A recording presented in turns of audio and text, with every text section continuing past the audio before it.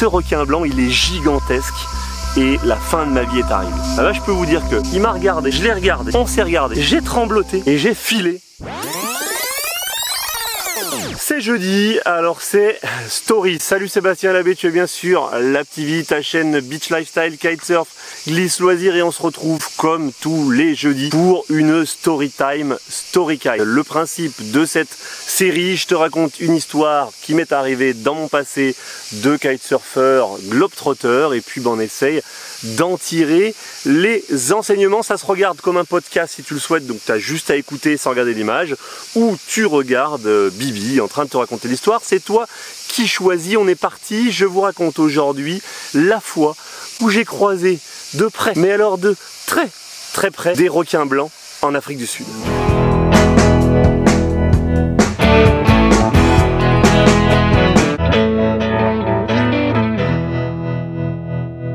Alors on n'est pas en Afrique du Sud, on est à Saint-Mathieu-de-Tréviers, en Pic Saint-Loup. Il y a le bruit des cigales qui se sont réveillées il n'y a pas longtemps. Il y a aussi le bruit des travaux du restaurant, la Guinguette, qui est sur le lac de Seychelles, qui sont en cours. J'espère qu'on arrivera quand même à se plonger dans l'ambiance. Mais imaginez, prenez un avion, installez-vous confortablement, on s'envole pour Cape Town, en Afrique du Sud. Et c'était, on va dire, il y a une petite dizaine d'années. Je suis sur ce trip avec deux potes et on a décidé de se faire ensemble ce kite trip en Afrique du Sud. On a 15 jours et on a 15 jours pour en profiter au maximum. Donc on a choisi un appartement à Blueberg Beach, qui est en gros l'endroit où se déroule le Red Bull King of the Air, donc qui est la grosse compétition de Big Air en kitesurf qui a lieu tous les ans. À l'époque, Cape Town, c'est pas du tout prisé comme maintenant pour le kitesurf, c'est essentiellement une destination windsurf et c'est le début de l'explosion du kitesurf là-bas. Bref, peu importe, on est sur le spot et on navigue fréquemment, on navigue presque tous les jours, et donc eh bien, la première semaine se passe avec des sessions, tous les trois on est à l'eau tout le temps. L'eau est très fraîche, là-bas c'est le courant qui remonte du pôle sud, et donc l'eau est à une dizaine de degrés, il fait 30 degrés dehors, donc il faut un petit peu s'habituer. On est en combinaison, et puis il y a cette fameuse panique, cette fameuse peur du requin blanc. Oui, on entend parler partout dans Cape Town quand on se balade de plonger avec les requins, de plonger en cage avec les requins, d'aller nourrir les requins. Et puis il y a toujours des espèces d'anecdotes, de légendes du dernier accident, du dernier surfeur mordu par un requin. Et on va dire que ça reste toujours dans le coin de la tête. Surtout que, qu'est-ce qui se passe dans la baie de Cape Town? C'est de l'eau froide, donc comme dans toutes les eaux froides, il y a des espèces de grosses algues qui sont un peu bizarres, qui font un peu des bulles et qui font des grosses taches sombres et qui remontent à la surface. Il y a beaucoup de vagues, ça brasse et voilà quoi. Du coup, c'est un petit peu toujours la panique, on voit une ombre. Je peux vous dire que quand on perd sa planche de kitesurf, on met pas longtemps à la retrouver et à remonter dessus, voir si on met un peu de temps, direction la plage, et puis on attend qu'un autre rider nous la ramène. Vous avez sans doute vu, si vous avez un petit peu cherché sur YouTube, attaque des requins, etc., une vidéo qui est un fake, je l'avais traité dans fake ou réel, qui montre un requin blanc s'attaquer dans les vagues à un kitesurfer à Cape Town. C'était un fake, mais voilà, ça reste imprimé dans l'esprit collectif. Alors après, si c'était un fake, bon, certes, mais ça n'empêche pas qu'effectivement les requins sont présents sur les spots, ils sont présents vraiment pas loin, et il y a la possibilité d'en rencontrer. Toujours est-il qu'on kite une semaine et aucune rencontre de requins. Et puis au bout de une petite dizaine de jours sur place, on commence à prendre la confiance, et donc on en voit plus lourd, on en voit plus gros en kitesurf, et donc forcément on prend plus de gamelles, on perd plus souvent la planche. Et puis je vois mon collègue Seb qui prend une gamelle et puis qui sort de l'eau.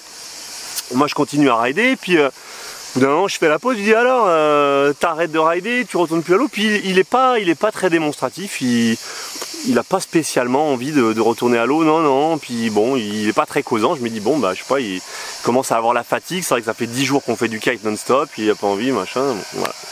On rentre le soir à l'appartement et là il commence à évoquer le lac, alors je sais plus comment il s'appelle, mais c'est un lac qui est dans les terres, pareil, vous l'avez forcément vu si vous cherchez un petit peu Afrique du Sud, kitesurf, un lac où l'eau est un peu orangée, qui est dans les terres, c'est de l'eau douce, il y a un barrage, et il est connu à cette époque pour quelques riders, quelques pro-riders qui ont fait des vidéos là-bas. Et puis il commence à militer pour ce spot, voilà, vraiment il voudrait qu'on aille sur ce spot. Le truc c'est que c'est 1h30 de route, il n'y a pas de vagues, c'est plus ou moins incertain. À l'époque, le lac est même plus ou moins interdit, l'accès y est compliqué, mais il milite pour ce spot. Le lendemain, on veut retourner à la baie et il est encore coincé sur son spot. Là, il va encore aller sur ce spot de lac. Bon, bah, allez, on y va, on fait plaisir. Je regrette vraiment pas, il a super bien fait d'insister. C'est magnifique, ça me rappelle un peu le Salagou dans notre région, mais encore en plus joli. Et puis surtout, ça nous a fait découvrir l'arrière-pays de Cape Town, qui est vraiment impressionnant. Soit dit en passant, c'est là qu'on s'est rendu compte que l'apartheid, c'était encore à des années-lumière dans la réalité, parce que déjà à Cape Town, on trouvait que les Noirs avaient des métiers qu'on pouvait qualifier de sous-métiers. Donc bah, j'en profite, hein, Black Lives Matter, pardon. Le mec qui veut faire un slogan, il le foire. Black Lives Matter. Bref, dans l'arrière-pays, c'est encore le gros blanc propriétaire de ranch qui a des esclaves noirs qui travaillent. Ils ont la peau brûlée par le soleil. Bref, un truc un petit peu, ça fout mal à l'aise. C'est pas le sujet de l'histoire, on en reparlera peut-être un jour dans une autre vidéo. Mais nous voilà donc sur ce lac et on navigue. Retour à Cape Town et le lendemain bah, il veut retourner sur le lac. Ah non mais c'est à 1h30 de route, on va pas y retourner tous les jours. Donc on creuse et on finit par savoir qu'en fait il a vu un requin dans la baie la veille quand il est sorti de l'eau. C'est quand il est tombé, il a vu un requin, ou tout du moins peut-être il a cru voir un requin, enfin on sait plus trop, mais visiblement un requin blanc est passé pas trop loin de lui et il est en panne. Alors, ce qu'il faut savoir, c'est qu'à Cape Town, en fait, dans la baie principale, c'est le requin blanc qui domine.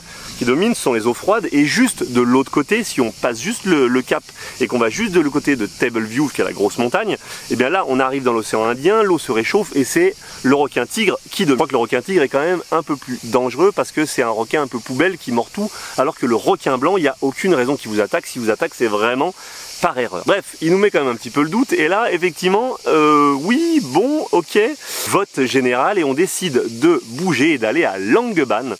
Alors pourquoi, je sais pas, puisque l'idée c'est d'aller se rassurer de ne pas naviguer avec des requins et on se dirige tout droit vers Shark Bay. Alors Shark Bay, qu'est-ce que c'est à Langebaan? C'est un endroit magnifique avec de l'eau turquoise, translucide, transparente, mais c'est aussi en fait une espèce d'avancée à l'abri de l'océan où les mamans requins viennent amener les petits requins pour qu'ils puissent se développer à l'abri dans cette baie sécurisée avant de rejoindre la pleine mer. Ok, on voulait éviter des potentiels requins blancs sur le spot de Cape Town, alors que de toute façon, quand on a été à Cape Town, on se rend compte qu'il y a des milliers de gens à l'eau tous les jours, kitesurfers, windsurfers, baigneurs, et que les accidents, ben, il y en a quasiment pas. Mais nous, qu'est-ce qu'on fait? On se dit, ben, on va aller à Shark Bay, l'endroit où les mères requins amènent les bébés requins.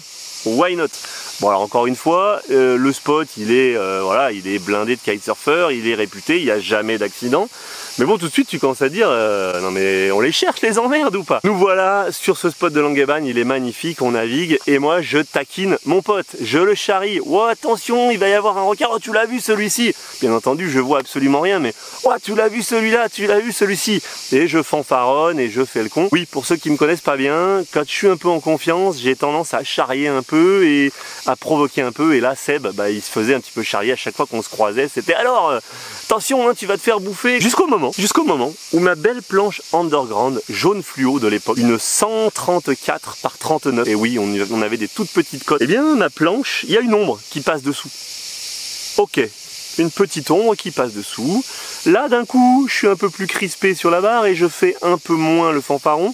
Et j'ai totalement oublié Seb qui est en train de naviguer là-bas et je le laisse tranquille. Je me dis qu'est-ce que je fais? Je vais me rapprocher du bord, c'était peut-être quand même bien un requin, on est à Shark Bay, et puis l'ombre m'a paru quand même assez grande. Voilà. Vous savez, dans ces cas-là, quand on psychote, bon en plus je suis de la région de Montpellier, c'est pas si loin que ça de Marseille, et le requin qui faisait peut-être 50 cm, d'un coup, dans l'imaginaire, bon il fait 2 mètres, il fait 3 mètres, il fait 4 mètres, il fait 5 mètres, où s'arrête la taille du requin on sait plus, mais il est gigantesque. Voilà ce qu'il faut se dire, c'est que j'ai vu une ombre gigantesque sous ma planche. Dans la réalité, je pense que l'ombre, elle fait à peu près cette taille. Il faut bien se dire que ce sont des bébés requins qui sont ici. La mère ne peut pas venir, la mère requin ne peut pas venir parce que de toute façon, c'est un peu comme les tantos, c'est un truc qui a de l'eau jusqu'ici. Donc c'est vraiment peinard pour les petits requins, mais les gros requins ne peuvent pas. Peu importe, je commence à avoir un peu le stress.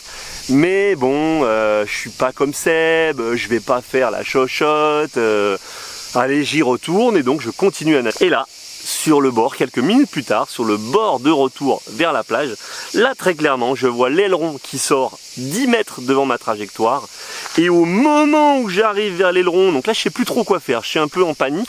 Je sais plus trop quoi faire. Au moment où j'arrive sur l'aileron, sous ma planche, juste devant ma planche, je vois une tête de requin se tourner. Et donc, je vois très clairement l'œil qui me regarde. La bouche est ouverte. Avec des dents gigantesques, bien entendu, ça doit faire... Ah, les dents, elles font 15 cm au moins.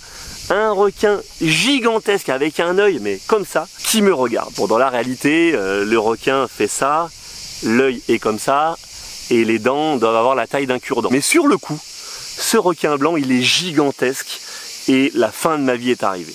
Ah bah, je peux vous dire que il m'a regardé, je l'ai regardé, on s'est regardé, j'ai trembloté, et j'ai filé, posé l'aile, et j'ai fait comme mon pote Seb, gros silence, plus rien, bras croisés, ouais non, je souffle, je me repose, je récupère. Je voulais pas gâcher la session des autres, je savais que Seb avait déjà été stressé, je les ai laissés naviguer. Le soir, on en rediscute et je leur dis, ouais, en fait, effectivement, il y avait bien des requins sur le spot, vous en avez vu. Et c'est là que Seb me dit, oui, j'en ai vu, mais c'était des petits, ils étaient minuscules, donc j'ai pas eu peur. Et je me dis, bon, voilà, au moins, on est bon, tranquille, j'ai gâché la session de personne. Alors, la petite morale de cette histoire, eh bien la première chose, comme je vous l'ai dit, le requin était énorme. Non, il n'était pas si énorme que ça, et on a tendance, parce qu'il y a ces légendes, parce qu'il y a ces films qui existent, parce qu'il y a tout ça, on a tendance à exagérer les choses et à vouloir rendre le requin beaucoup plus dangereux qu'il ne l'est réellement. Le requin blanc, il n'attaquera que par erreur totale parce qu'il vous a confondu avec une de ses proies ou parce que simplement il a mordu pour goûter quelque chose qu'il pensait être une proie mais ne nous attaquera jamais de manière volontaire. C'est pas le cas pour certaines autres espèces qui elles peuvent être plus compliquées, type le bulldog, type le tigre, mais là on parle vraiment du requin blanc et de la mauvaise image qu'il a à cause des films. J'ai encore regardé récemment sur C8 un film ridicule où la nana passait sa nuit sur une pierre avec un requin qui la traquait et qui ne voulait pas lâcher l'affaire. Le requin, il ne voulait pas lâcher l'affaire, c'était en mode chasse, il avait décidé qu'il la boufferait, quitte à passer, donc le requin, il se jette sur un phare, non, le requin n'est pas un mangeur d'hommes, vous avez plus de chances. Alors je sais que ça peut paraître bateau, je sais que ça peut paraître agressif et non respectueux pour des gens qui connaissent un surfeur qui s'est fait agresser, mordre, qui s'est fait tuer par un requin, mais la réalité des choses c'est que vous avez beaucoup moins de chances de mourir ou de vous faire attaquer par un requin que de mourir d'une maladie suite à une piqûre de moustique, que de vous prendre une noix de coco sur la tête, que d'avoir un accident de voiture, etc., etc. Stop la psychose, on fait attention, mais ne contribuez pas en tant que sportif d'eau, en tant que sportif de glisse, ne contribuez pas à cette mauvaise image erronée du requin. En tout cas, c'est mon point de vue. Je sais qu'il y a d'autres points de vue. Je sais que chez les surfeurs, ils sont beaucoup plus radicaux et qui sont pour l'éradication des requins sur certains spots, etc. Moi, je partage pas cet avis. Je suis dans une optique éco, partage des spots. On est chez eux, on partage les spots. S'il y a un accident, c'est un malheureux accident. Ce n'est pas une attaque volontaire, ce n'est pas un ciblage du surfeur ou du kitesurfer. Bref, je vous incite donc à véhiculer une image beaucoup plus positive, à essayer de protéger les requins. Il y a des associations qui existent, je vais vous mettre le petit lien en dessous. Je vous ai fait des vidéos là-dessus sur les espèces menacées, je vous remets là, je vous remets en description, n'hésitez pas à regarder, elles font pas de vues. Je trouve ça un peu, autant voilà, que des vidéos fassent pas de vues, je m'en fous complètement, autant quand il s'agit de sujets comme ça sur une chaîne de glisse, quand je vois que le tuto faire un water start, il est regardé 10 000, 20 000, 40 000 fois, et que je fais un truc sur les espèces menacées, les espèces en danger, et qu'elle fait 400 vues, c'est vrai que c'est un petit peu complexe, je me dis putain mais qu'est-ce que, voilà, je fais du pédagogique et je fais quelque chose qui peut s'adresser aux enfants, donc qui peut être vu par des enfants, et nous les adultes, on regarde pas, on partage pas, on like pas ce genre de vidéos. Quel exemple on donne aux plus jeunes. Voilà, c'est la fin de cette story time et de cette petite morale de fin de story. Moi je vous dis à très bientôt pour la prochaine vidéo, jeudi prochain pour la story et puis tous les jours pour les autres types de contenus. D'ici là n'oubliez pas, life is a beach, alors on se prend pas la tête et on en profite. Et puis on essaie de prendre soin de notre planète et des habitants qui l'occupent avec nous. Ciao, bye bye.